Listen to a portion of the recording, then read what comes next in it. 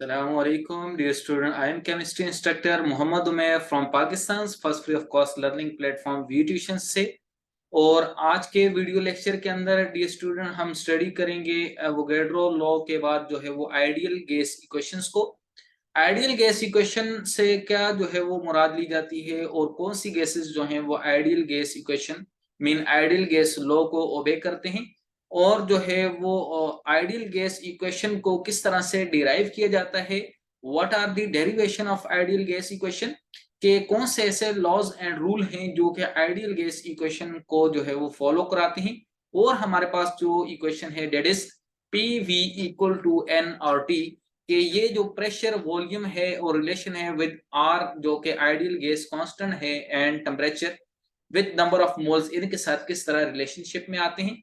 और इम्पोर्टेंस इसकी ये है कि डियर स्टूडेंट जो आइडियल गैस इक्वेशन है ये डिराइव करनी और इसकी मैथमेटिकल फॉर्म जो है वो पेपर के अंदर जो है उसके 99.99% होते हैं। मीन आपके 100% चांसेस होते हैं कि आपके पास पेपर में आ जाए। सेक्शन सी के अंदर भी आती है और जो है वो एमसीक्यूज के अंदर भी इसकी जो है वो रूल्स एंड लॉस को जो है वो पूछा जाता है। इसलिए डियर स्टूडेंट वीडियो को लास्ट तक देखना है और जो है वो वीडियो को सब्सक्राइब करके बेल के आइकन को भी प्रेस कर दें, ताकि जो है वो आने वाले तमाम लेक्चर्स जो कि HSC सिन बोर्ड फर्स्ट ईयर से रिलेटेड हैं और जो है वो ऑल लेक्चर और जो है वो कंसेप्चुअल स्टडी जो है वो आपकी कंटिन्यू रहे, ताकि एग्जाम के अंदर आप जो है वो 100 आउट ऑफ 100 मार्क्स को अचीव कर सकें। ये स्टूडेंट चैप्टर 4 है state of matter 1 gas. Today lecture is ideal gas equation, derivation of ideal gas equation. ये student what is ideal gas equation के हमारे पास जो है वो आइडियल गैस इक्वेशन क्या होती है। तो आइडियल गैस जो हमारे पास होती है ये ऐसी गैस होती है जो कि रियल गैस कहलाती है।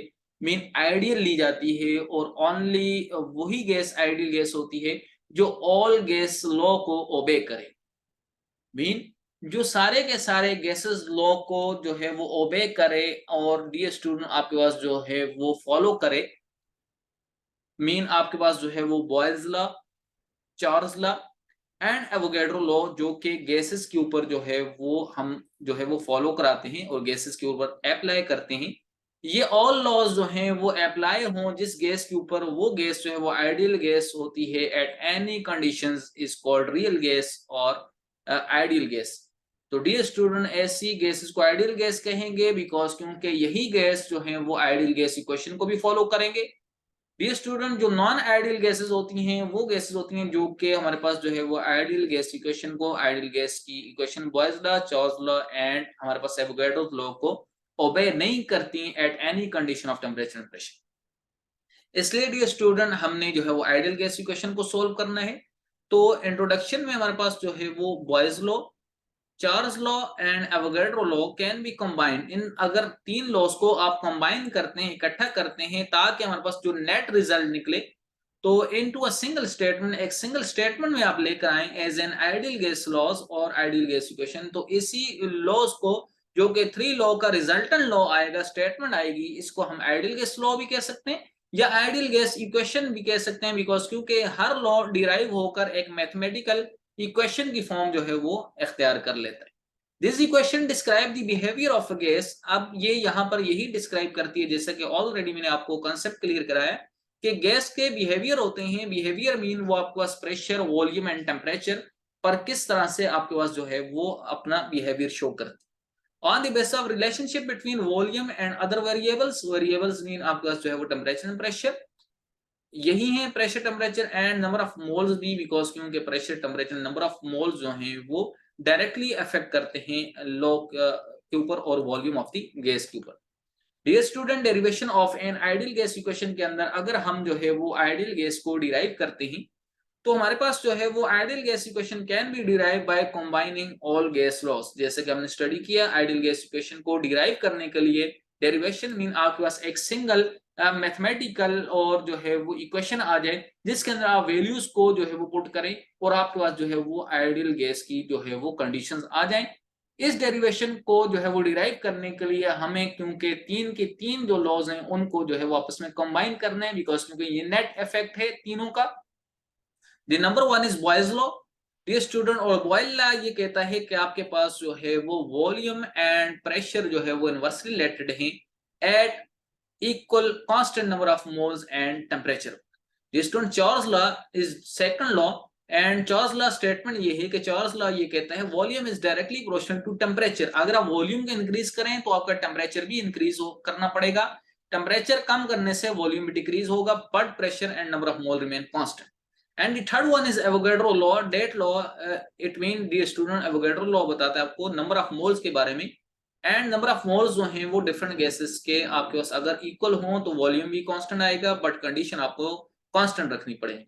डियर स्टूडेंट, अब अगर हम इन थ्री लॉस को जो है वो कंबाइन करते हैं, फॉर एग्जांपल हमारे पास जो है वो फर्स्ट लॉ जो कि हमारे पास जो है वो एवोगैड्रो लॉ को अगर हम लिखें तो वॉल्यूम जो है वो directly proportional number of moles के, this Avogadro law, but condition जो है वो at constant temperature and pressure. अगर आप टेम्परेचर को भी कांस्टेंट रखें, प्रेशर को भी कांस्टेंट रखें, तो आपके पास volume and number of moles जो हैं वो डायरेक्टली प्रोपोर्शनल हुआ करते हैं। डायरेक्टली प्रोपोर्शनल का मतलब अगर आप वॉल्यूम को इंक्रीज करेंगे तो नंबर ऑफ मोल्स भी इंक्रीज करेंगे, अगर नंबर ऑफ मोल्स को आप कम करेंगे तो आपके पास जो है वो वॉल्यूम भी आपके पास गैस का कम हो जाएगा। This is direct relation and vice versa. Dear student, now आपका सेकंड लॉ है जो कि आपका चार्ल्स लॉ है। According to Charles law volume is directly proportional to temperature but at constant pressure. अगर आप प्रेशर को कांस्टेंट रखेंगे, बिकॉज क्योंकि अगर आप प्रेशर को कांस्टेंट नहीं रखते, प्रेशर इंक्रीज और डिक्रीज करने से आपको पता है वॉल्यूम भी चेंज हो जाता है। इट मीन आप जो है वो प्रेशर को कांस्टेंट रखेंगे, टेम्परेचर को अगर आप जो है वो इंक्रीज करते हैं तो डियर स्टूडेंट वॉल्यूम भी इंक्रीज करेगा, because kinetic energy of the molecule increase करेगी और मॉलिक्यूल्स के दरमियान डिस्टेंस मैक्सिमम हो जाएगा, वॉल्यूम इंक्रीज कर जाएगा। अगर आप टेम्परेचर को डिक्रीज करते हैं तो डियर स्टूडेंट वॉल्यूम भी डिक्रीज हो जाएगा, बिकॉज क्योंकि टेम्परेचर डिक्रीज करने से मॉलिक्यूल्स की काइनेटिक एनर्जी डिक्रीज हो जाएगी, and decrease in kinetic energy lead to more stronger force and have less volume of the gas, और इस तरह वॉल्यूम जो है वो डिक्रीज कर जाता है। Dear student, but in third law, that is Boyle law, volume is inversely proportional to pressure. It mean आप जो है वो प्रेशर को अगर इंक्रीज करेंगे तो वॉल्यूम जो है वो आपके पास डिक्रीज हो जाएगा, बिकॉज क्योंकि आप प्रेशर को इंक्रीज कर रहे हैं। आपको पता है कि जो गैस है वो कन्वर्ट हो सकती है हमारे पास लिक्विड के अंदर। Gas can be liquefy easily by applying pressure. अगर आप प्रेशर को इंक्रीज करते हैं तो गैसेस जो हैं वो लिक्विफाई हो जाते हैं, बिकॉज प्रेशर को इंक्रीज करने से जो मॉलिक्यूल्स हैं वो एक दूसरे के क्लोजर हो जाते हैं और उनमें जो है वो मॉलिक्यूल के दरमियान अट्रैक्टिव फोर्सेस बढ़ जाती हैं और वो कन्वर्ट हो जाते हैं लिक्विड में वॉल्यूम डिक्रीज करने से। बट स्टूडेंट, अगर आप प्रेशर को डिक्रीज करते हैं तो volume of the gas increase करेगा। This is inverse relation, but temperature kept constant. Temperature को कांस्टेंट रखना पड़ेगा। अगर टेम्परेचर को चेंज करते हैं आप तो टेम्परेचर का डायरेक्ट रिलेशन होता है वॉल्यूम पे as from this law. Dear student, अगर इन तीन इक्वेशन को आप जो है वो कंबाइन करें तो आपके पास जो है वो जो नेट इक्वेशन आएगी, इन थ्री इक्वेशंस को कंबाइन करने से आपके पास जो लेफ्ट हैंड साइड पर है वो आपका वॉल्यूम है V, और डियर स्टूडेंट आपका प्रोपोर्शनलिटी का साइन है। Dear student, N2 is directly proportional to volume, so N and temperature जो है वो नोमिनेटर में लिखेंगे। बट डियर स्टूडेंट प्रेशर जो है वो इनवर्सली रिलेटेड है वॉल्यूम के, सो ये डिनोमिनेटर में आएगा। बट डियर स्टूडेंट कंडीशन जो है वो ये आपने सेटिस्फाई कर। Dear student, now volume is directly proportional to NT by P। डियर स्टूडेंट, आप इसको अब कन्वर्ट करना चाहेंगे और डायरेक्टली प्रोपोर्शनल को हटाकर कोई ना कोई कांस्टेंट यूज करेंगे, और डियर स्टूडेंट यहाँ पर जो कांस्टेंट आएगा आइडियल गैस इक्वेशन के अंदर वो R होगा, जो कि ऑल आइडियल गैस कांस्टेंट जो कि आपके पास जो है वो आइडियल गैस इक्वेशन को फॉलो करती है। और ये तमाम कांस्टेंट जो कि K होते हैं फॉर ऑल लॉस के लिए, K जो है वो कन्वर्ट हो जाते हैं capital R, and capital is R is called as ideal gas law constant। Capital R को ideal gas law constant कहते हैं, और इस R की जो वैल्यू होती है डियर स्टूडेंट वो होती है आपके पास जो है वो 8.3214 जो है वो आपके पास कांस्टेंट की वैल्यू होती है, या 0.8321 इन डिफरेंट यूनिट्स। तो डियर स्टूडेंट R यहाँ पर प्रोपोर्शनलिटी कांस्टेंट है, और साथ में आपके पास NT डिवाइडेड बाय P आ जाएगा डियर स्टूडेंट, इक्वलिटी का साइन लग जाएगा।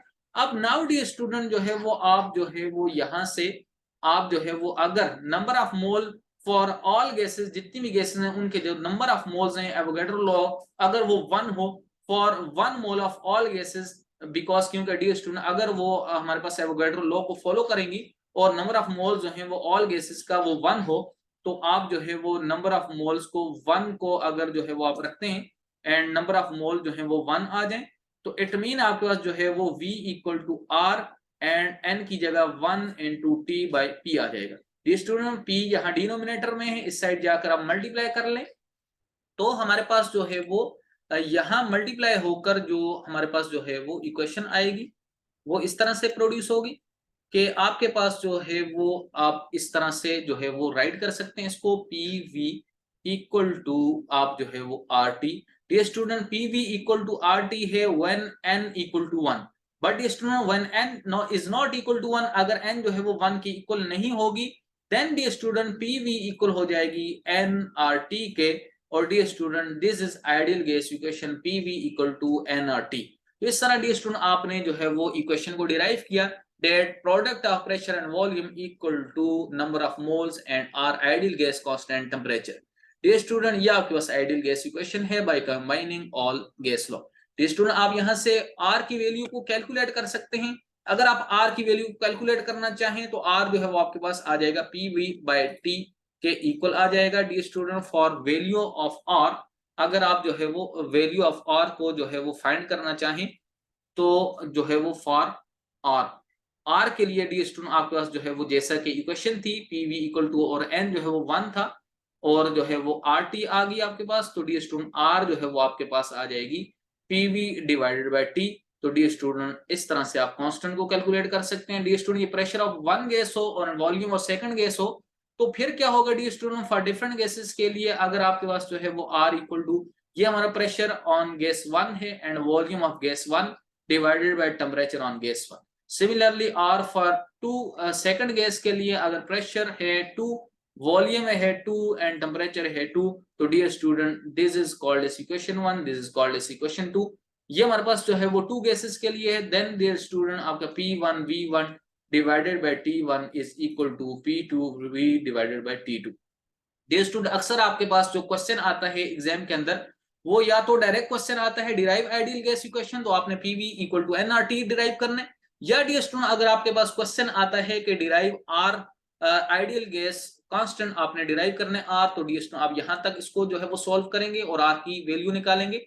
या आपके पास अक्सर क्वेश्चन आ जाते हैं डियर स्टूडेंट के prove that P1 V1 divided T1 equal to P2 V2 divided T2, तो फिर आपने एट द एंड तक यहां तक लॉस तक इसको जो है वो सॉल्व करना है और यही आपकी मैथमेटिकल डेरिवेशन है एट द एंड तक। और डी स्टूडेंट ये गैसेस जो हैं वो आइडियल गैस इक्वेशन को ओबे करती हैं एट आइडियल गैस कंडीशन के ऊपर। तो डियर स्टूडेंट उम्मीद करता हूं आपको आज का जो वीडियो लेक्चर है कंसेप्चुअली जो है वो अपने एक्सपीरियंस एंड एक्सपर्ट ट्यूटर के साथ जो है वो समझ में आया होगा और आप अपनी प्रिपरेशन एग्जाम की कंटिन्यू किए होंगे Pakistan first free of cost learning platform we tuition से।